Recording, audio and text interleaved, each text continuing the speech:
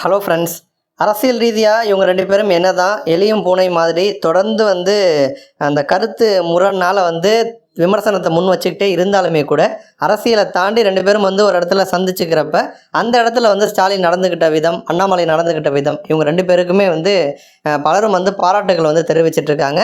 கோயம்புத்தூரில் விமான நிலையத்தில் பார்த்தீங்கன்னா 2 பேரும் சந்திக்கிற மாதிரி ஒரு சூழல் உண்டானுச்சு. அந்த சமயத்தில் அண்ணாமலை என்ன பண்ணார், அதுக்கு ஸ்டாலின் என்ன ரிப்ளை கொடுத்தாரு அப்படிங்கிறத நம்ம டீட்டெயிலாக பார்ப்போம். இந்த மாதிரி நேரில் சந்திச்சுக்கிறப்ப நல்லா நடந்துக்கிட்டாலுமே கூட இன்னொரு புறம் திமுக அரசை ஸ்டாலினை அண்ணாமலை இன்னுமே குறை சொல்கிறது அப்படிங்கிறத அவர் இன்னும் விடலை அப்படின்னு தான் சொல்லணும். அதை பற்றி தான் நம்ம பார்க்க போகிறோம். அரசியலில் அண்ணாமலை வந்த பிறகு பாஜக தமிழ்நாட்டில் டாப்புக்கு வந்துச்சு அப்படிங்கிறது மறுக்க முடியாத ஒரு உண்மை. ஏன்னா ரொம்ப ஆக்டிவாக இருப்பார், செய்தியாளர்களை ரொம்ப தைரியமாக ஃபேஸ் பண்ணுவார், அதுமாதிரி ஃப்ராங்காக பேசுவார், உடனே ரிப்ளை கொடுப்பார். அந்த மாதிரி ரொம்ப அரசியலில் ஆக்டிவாக இருந்தவர் தான் அண்ணாமலை. ஆனால் அவருக்கும் அதிமுகவுக்கும் இடையே கருத்து வேறுபாடு ஏற்பட்டுச்சு. எடப்பாடி பழனிசாமி கொடுத்த அழுத்தத்தினால தான் தமிழக பாஜக தலைவர் பதவியிலேருந்து அண்ணாமலையை தூக்குனாங்க அப்படின்னு கூட சொல்லுவாங்க. ஏன்னா அதிமுக கிட்ட ரொம்ப சாஃப்டாக அவர் கூட்டணியில் இருந்தாலுமே கூட ரொம்ப சாஃப்டாலாம் அவர் ஹேண்டில் பண்ணலை. ரொம்ப ஒரு கட் அண்ட் ரைட்டாக தான் அண்ணாமலை இருந்தார். அதனாலே பார்த்தீங்கன்னா அவர் தூக்கிட்டு நயினார் நாகேந்திரனை இப்போ பாஜக மாநில தலைவராக போட்டிருக்காங்க. இந்த சம்பவம் அண்ணாமலைக்கு பிடிக்கல தான். அதனால் அரசியலில் கொஞ்சம் அவர் டல்லாக இருந்த மாதிரி இருந்துச்சு. இந்த கரூர் சம்பவம் நடந்த பிறகு திரும்ப அண்ணாமலை ஆக்டிவாக மாறி இருக்காரு.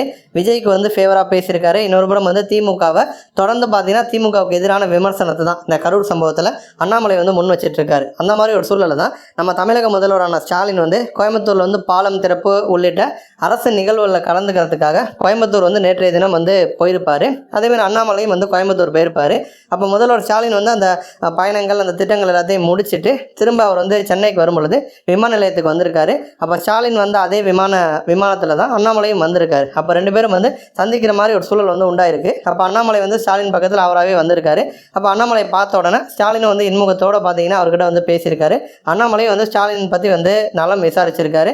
பதிலுக்கு ஸ்டாலினும் நலம் விசாரிச்சிருக்காரு. 2 பேரும் நண்பர்கள் மாதிரி கொஞ்ச நேரம் பேசியிருக்காங்க. ஸோ என்னதான் வெளியில் மாறி மாறி அவங்க விமர்சனத்தை முன் வச்சாலுமே நேரில் சந்திக்கிறப்ப ஒரு பொது இடத்துல 2 பேரும் இந்த மாதிரி ஒரு அரசியலையும் தாண்டி நல்லபடியாக நடந்துக்கிட்டது அங்கே இருந்த பலருமே ஆச்சரியப்படுத்தியிருக்கு. அதுக்கப்புறம் அவங்க இருக்கைக்கு போயிருக்காங்க. ஸோ இந்த சம்பவம் அரசியலில் ரொம்ப பரபரப்பாக 2 பேர் மேலே இருக்கக்கூடிய அந்த ஒரு மரியாதையை அடுத்த கட்டத்துக்கு கொண்டு போயிருக்கு.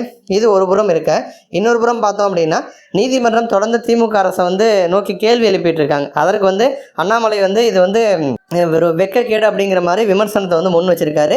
டெல்லி தொடங்கி மதுரை வரைக்கும் நீதிமன்றங்களில் திமுக அரசை நீதியும் தர்மம் துரத்துது அப்படின்னு சொல்லிட்டு திமுக அரசை கடுமையாக விமர்சனத்தை முன் வச்சு சோசியல் மீடியாவில் ஒரு பதிவை அண்ணாமலை போட்டிருக்காரு. ஏன்னா தமிழ்நாட்டில் நடந்த கிட்னி முறைகேடு வழக்கு, ஆம்ஸ்ட்ராங் கொலை வழக்கு, கரூர் கூட்ட நெரிசல் சம்பவம், இது சம்பந்தமான வழக்குகள் எல்லாத்துலேயுமே நீதிமன்றங்கள் திமுக அரசை சரமாரியாக கேள்வி எழுப்பி இருக்காங்க. ஸோ இந்த ஒரு விஷயத்தை குறிப்பிட்டு தான் அண்ணாமலை கடுமையாக ஒரு பதிவு போட்டிருக்காரு.